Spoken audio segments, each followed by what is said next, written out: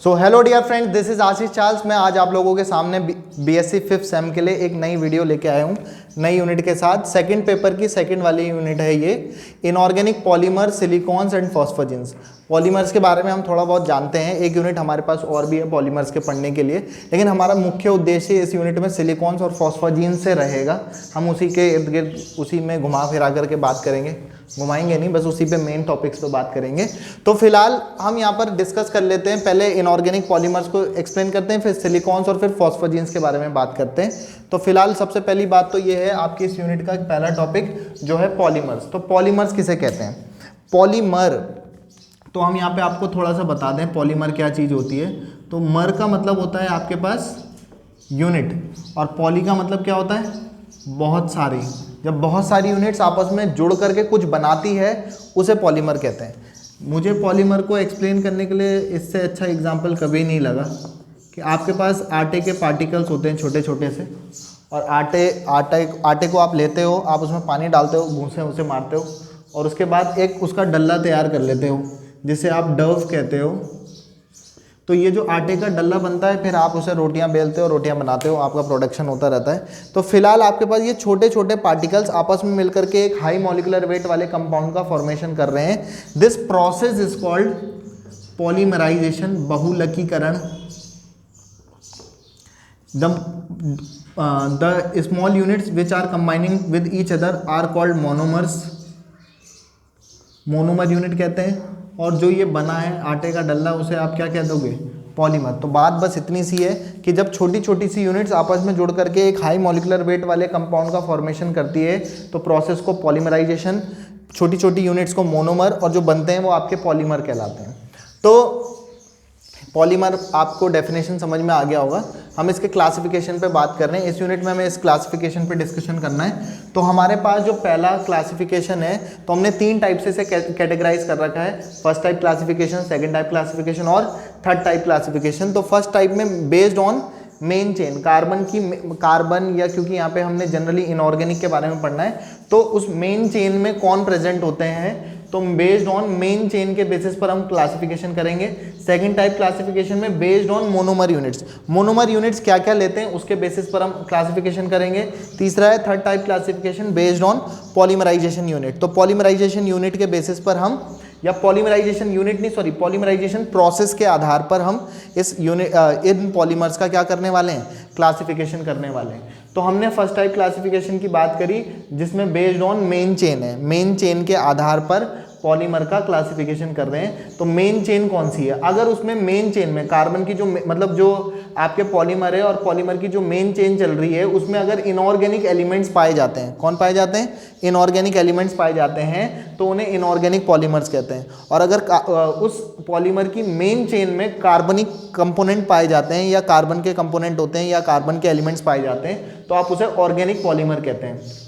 Second type classification monomer unit के basis पर, 2 type के हैं, होमोपॉलीमर और हेट्रोपॉलीमर। अगर आपके पास यूनिट्स सेम होती हैं, मतलब जो भी यूनिट्स आपस में जुड़ रही हैं और मिलकर के हाई मॉलिक्यूलर वेट वाला कंपाउंड बना रही हैं, और अगर वो यूनिट सेम है, होमो मतलब क्या होता है?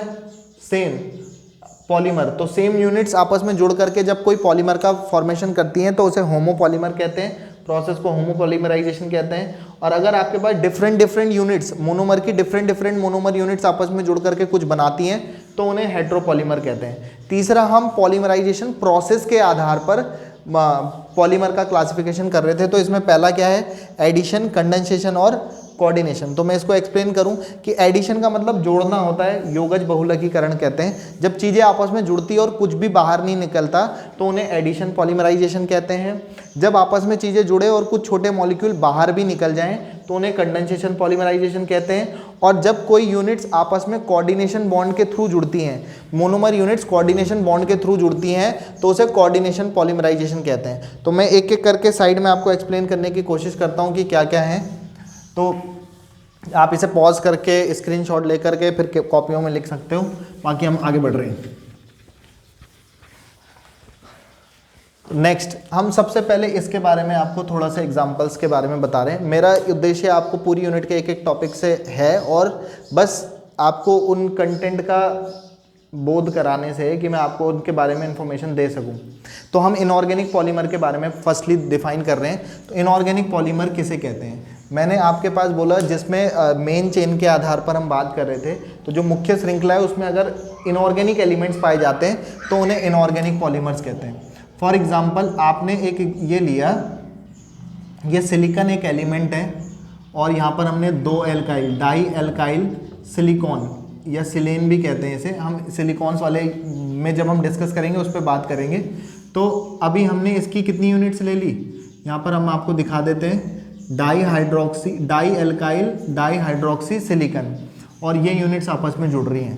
तो इसके मैंने पहले तो मैंने आपको 2 ही मोल्स दिखाए, यहाँ से एक H और यहाँ सामने वाले से क्या बाहर निकल गया, H2O। तो कितने H2O बाहर निकल गए आपके, एक H2O बाहर।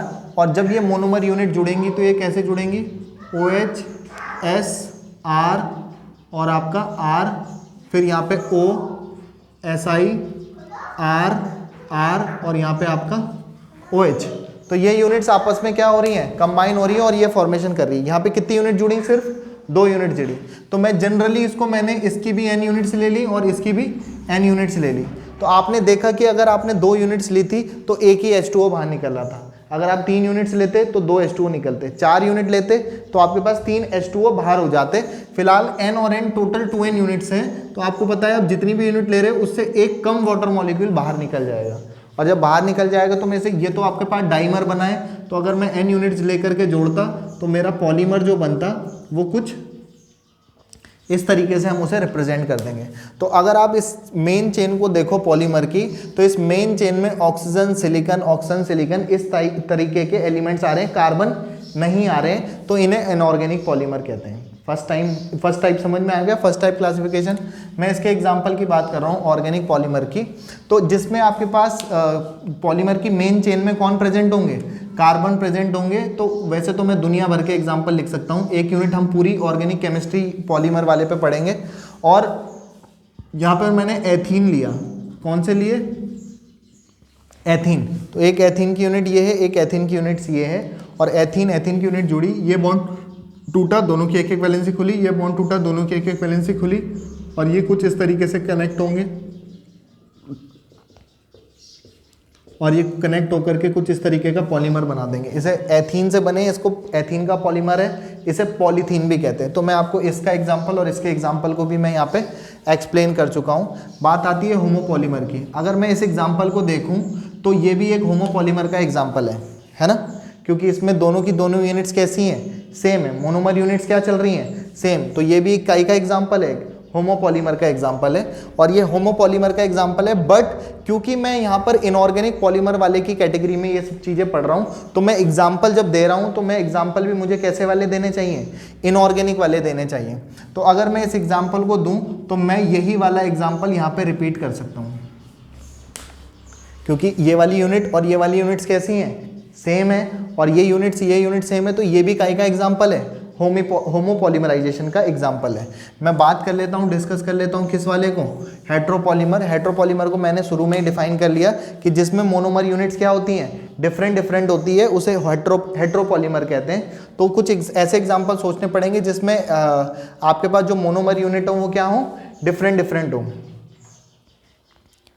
तो हम हेट्रोपॉलीमर वाले के एग्जांपल में बात कर रहे हैं। तो यहाँ पर हमने क्या किया, BH3, ये डाई बोरेन का मोनोमर है BH3, और मैंने इसकी रिएक्शन NH3 से कराई।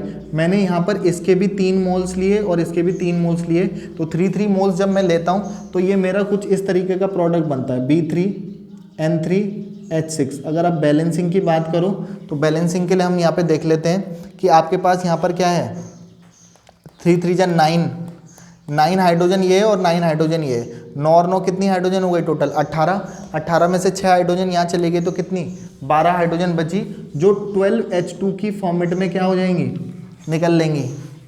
12 हाइड्रोजन गैस रिलीज हो गई, और आपके पास यहाँ क्या बन गया, B3N3H6। ये क्या बना है, एक पॉलीमर बना है, जो काई से बना है, BH3 और NH3 की 3 यूनिट के कॉम्बिनेशन से बना है। अगर मैं यहाँ n यूनिट लेकर के कर लेता तो ये इसके n मोल्स, मतलब ये बहुत बड़ा पॉलीमर के फॉर्मेट में जुड़ता।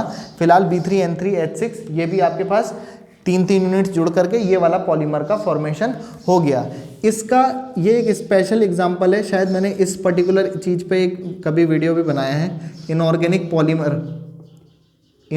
पॉलीमर है और साथ ही साथ इसे इनऑर्गेनिक बेंजीन भी कहते हैं क्योंकि इसका स्ट्रक्चर बेंजीन के जैसा होता है। मैं दिखाता हूँ आपको, BN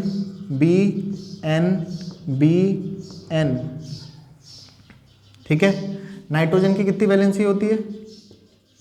बोरोन की वैलेंसी होती है 3। बोरोन की कितनी वैलेंसी होती है? 3 और B3N3 और आपके पास H6। H के कितने हैं यहाँ पर? 6। तो सब पे क्या लगा हुआ होता है? एक एक H लगा होता है। बोरोन की वैलेंसी 3 होती है, बोरोन का 5 होते हैं इलेक्ट्रॉन, 3 इलेक्ट्रॉन उसे बॉन्ड बनाने लग जाते हैं। 2 मतलब उसके पास आउटर मोस्ट में बोरोन का कितना होता है? 5, 2 और 3। आउटर मोस्ट में 3 इलेक्ट्रॉन होते हैं, वैलेंसी भी 3 होती है, 3 वैलेंसी हो गई। नाइट्रोजन की वैलेंसी भी कितनी होती है? 3, लेकिन नाइट्रोजन के आउटर मोस्ट में कितने इलेक्ट्रॉन निकलते हैं? 2 और 5। तो 3 तो उसकी वैलेंसी होती है, 3 इलेक्ट्रॉन तो बॉन्ड बनाने में यूज हो जाते हैं, बाकी 2 इलेक्ट्रॉन उसके सर पे लगे होते हैं जिसे आप लोन पेयर कहते हैं। वो लोन पेयर इस तरीके से अपने कोऑर्डिनेशन बॉन्ड से जुड़ा रहता है, मतलब बोरोन को अपने लोन पेयर दे करके मतलब पाई बॉन्ड ले आता है। तो ये स्ट्रक्चर बिल्कुल बेंजीन के जैसा दिखाई देता है, लेकिन क्योंकि इसमें कार्बन नहीं होता, मतलब इनऑर्गेनिक एलिमेंट्स प्रेजेंट है, इसीलिए इसे क्या भी कहते हैं? इनऑर्गेनिक बेंजीन भी कहते हैं। तो होप आपको हेटेरोपॉलीमर का वाले का एग्जांपल समझ में आ गया होगा। हम बात कर रहे हैं इसमें थर्ड टाइप क्लासिफिकेशन पॉलीमराइजेशन की प्रोसेस के आधार पर। तो मैं इसे यहीं पे क्लियर कर लेता हूँ। एडिशन पॉलीमराइजेशन को मैं यहाँ पे समझा रहा हूँ। एडिशन पॉलीमराइजेशन में क्या होता है, मैंने शुरू में बताया कि चीज़ें जुड़ेंगी और कुछ भी बाहर नहीं निकलता। तो यहाँ पर हमने यहाँ पर एक एग्जाम्पल लिया, सल्फर भाई साहब हैं, ये गंधक भी कहते हैं। सल्फर हमें पता है S8 की फॉर्मेट में पाया जाता है। किस फॉर्मेट में? इसका स्ट्रक्चर जो होता है वो क्राउन जैसा स्ट्रक्चर होता है S8 का, तो क्राउन स्ट्रक्चर है S8।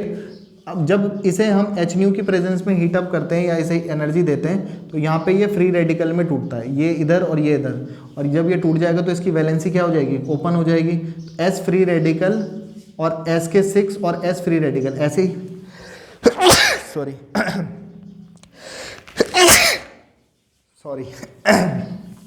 S free radical, S6 और S फ्री रेडिकल, ये बन गया।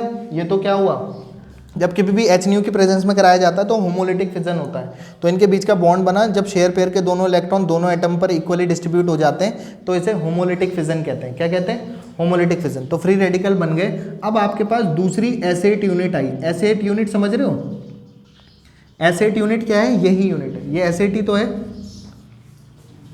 अब जब ये फिर से टूटेगा तो ये आपका किस तरीके से टूटेगा? इसी तरीके से S6 ये, और जब मैं इसे जोड़ूंगा तो ये वाला जो S है इसकी एक वैलेंसी खुली हुई है, बीच में क्या है? S6 और S के कितने हो गए? 6 और 8 14 और फिर से S, और इनकी वैलेंसी खुल गई। और ये इस तरीके से अगर मैं इसके N मोल्स करके दिखा दूं तो ये N यूनिट्स आपस में क्या होती चली जाएंगी? जुड़ती चली जाएंगी, जुड़ती चली जाएंगी। एक लीनियर पॉलीमर सीधा सीधा यूनिट में जुड़ता चला जाएगा और कुछ भी बाहर नहीं निकला है, सारी चीज़ें क्या हुई हैं? कंबाइंस होकर के कनेक्ट होती रही हैं। तो इसीलिए इन्हें क्या भी कहते हैं? एडिशन पॉलीमराइजेशन कहते हैं।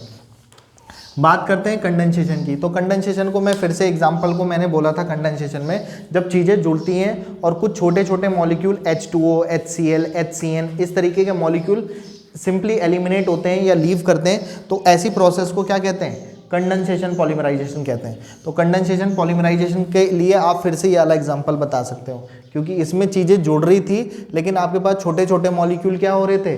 लीव कर रहे थे। तो ये कौन सा एग्जांपल हो गया? एडिशन पॉलीमराइजेशन का एग्जांपल हो गया। दूसरी बात आती है किसकी? Coordination polymerization. क्योंकि मैं इनऑर्गेनिक में पढ़ रहा हूँ तो इनऑर्गेनिक वाले एग्जांपल से दे रहा हूँ। AlCl3 और यहाँ पर आपका AlCl3, ठीक है। एल्युमिनियम के पास 3 लोन पेयर, क्रोमियम के पास 3 लोन पेयर प्रेजेंट होते हैं और एल्युमिनियम के आउटर मोस्ट में 1 2 3 4 5 6 इलेक्ट्रॉन होते हैं। तो क्योंकि इसके पास 6 इलेक्ट्रॉन होते हैं तो ये लुईस एसिड की तरह बिहेव करते हैं। काय की तरह? लुईस एसिड की तरह बिहेव करते हैं। और इसके पास लोन पेयर है तो ये बेस की तरह बिहेव करते हैं। एसिड और बेस मिलकर के कहीं सॉल्ट का फॉर्मेशन करते हैं। तो ये क्या करते हैं, जब इसे कंबाइन किया जाता है तो ये कुछ इस तरीके से कनेक्ट होते हैं। AlCl3 AlCl3, इसने अपना लोन पेयर दिया, इससे कनेक्ट हो गया, इसने अपना लोन पेयर दिया, इससे कनेक्ट हो गया। समझ में आया? ऐसे ही अगर मैं इसके NN यूनिट्स ले लूँ तो ये फर्दर किस तरीके का पॉलीमर बनाएगा, ये फर्दर किसी एल्युमिनियम से, ये फर्दर किसी, ये फर्दर किसी, ये फर्दर किसी यूनिट से आपस में जुड़ जुड़ करके क्या होता रहेगा, पॉलीमर का फॉर्मेशन करता चला जाएगा। तो मैंने अभी आप लोगों से इस वाले पार्ट में बस इतनी सी बात करी, ये वीडियो का फर्स्ट पार्ट बना रहे हैं हम इतना सा ही, कि हमने इसमें आपको बताया कि पहली बात तो पॉलीमर किसे कहते हैं, पॉलीमर्स के टाइप्स, मैं सारे टाइप्स को समझा चुका था, सबके मैं एग्जांपल्स भी आपको बात कर चुका हूँ। तो नेक्स्ट पार्ट में मैं ये बात करूँगा नेक्स्ट वाली वीडियो में, कि हम नेक्स्ट वीडियो में देखेंगे कि हम इसके बारे में डिस्कशन करेंगे, सिलिकॉन्स। तो इनऑर्गेनिक पॉलीमर्स क्या है मैं उसको एक्सप्लेन कर चुका हूँ काफ़ी सारे एग्जांपल से, और हम बात करेंगे नेक्स्ट पार्ट में किसकी, सिलिकॉन्स की, और फिर बात करेंगे किसकी, फॉस्फोजेंस की। तो होप आपको ये कुछ समझ आया होगा। बाकी कोई प्रॉब्लम होती है तो आप लोग पूछ सकते हैं। बाकी जी लो अपनी ज़िंदगी, नेक्स्ट वीडियो में पियेंगे आप लोगों का खून। Have a good day, goodbye, good night, शुभ रात्रि।